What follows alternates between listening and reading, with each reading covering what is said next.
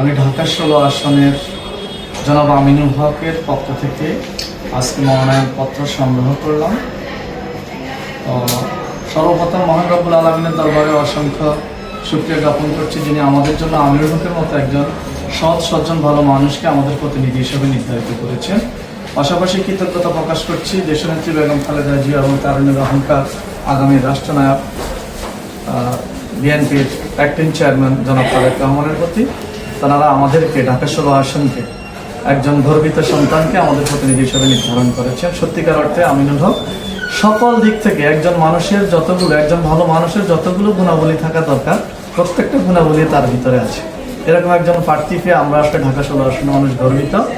আমরা খুবই আনন্দিত ওনাকে প্রার্থী হিসাবে পেয়ে। ওনার মনোনয়নপত্র আজকে আমরা সংগ্রহ করতে পেরেছি। আমরা ওনার জন্য পুরো জাতির কাছে দোয়া চাচ্ছি, বিশেষ করে আমাদের ঢাকা 16 আসনে যারা বসবাস করেন, 16 আসনে বসবাসরত সকল জনসাধারণের কাছে জনাব আমিনুল হকের সফলতার জন্য দোয়া কামনা করছি। 16 আসনের জনগণের প্রত্যাশা কতটুকু সে ফিল আপ করতে পারবে এই ব্যাপারে আপনারা কি? জনাব আমিনুল হক জন্মলগ্ন থেকে এখানে বসবাস করেন।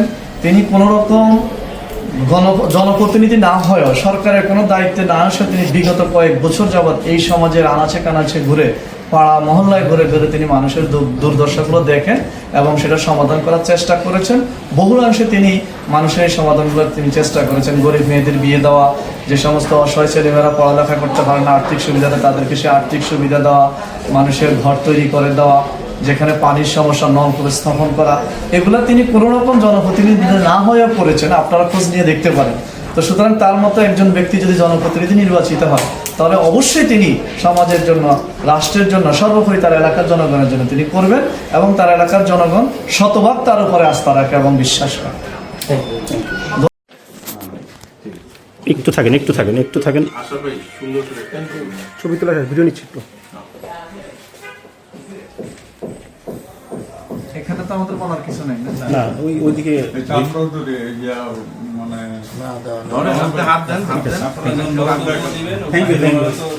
বাইরে আমাদের ব্রিফিং এর জন্য একটা খাম দিবেন না ভাই? আমার কাছে আমি নিয়ে যাই। হ্যাঁ নিয়ে আসুন। না, কথা বললেই আসছে। আমি আসলাম। হ্যাঁ, না ঠিক আছে।